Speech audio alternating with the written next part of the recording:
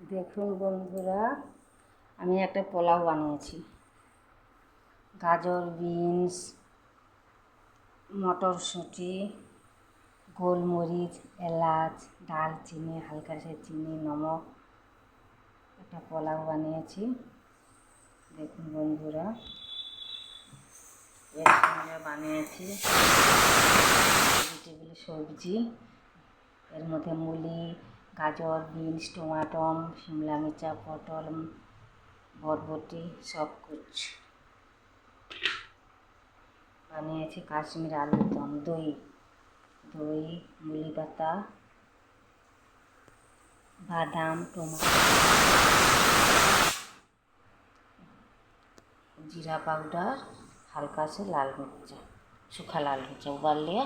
उसके बाद दही से मिला के उसमें बना लिया। देखिए बंधुरा, এটা আমি বানিয়েছি দই কড়ি, মিক্স রুটি, দই নিম পাতা দিয়ে ছুঁকে দিয়েছি। মিক্স রুটিতে হালকা थोड़ा सा आटा, बेसन, कस्तूरी पाता, धनिया पाता, हरा मिर्चा, अब थोड़ा सा जवान। देखे बंधुरा, ভালো লাগলে লাইক, কমেন্ট, শেয়ার করুন। প্লিজ সুমিত্রা।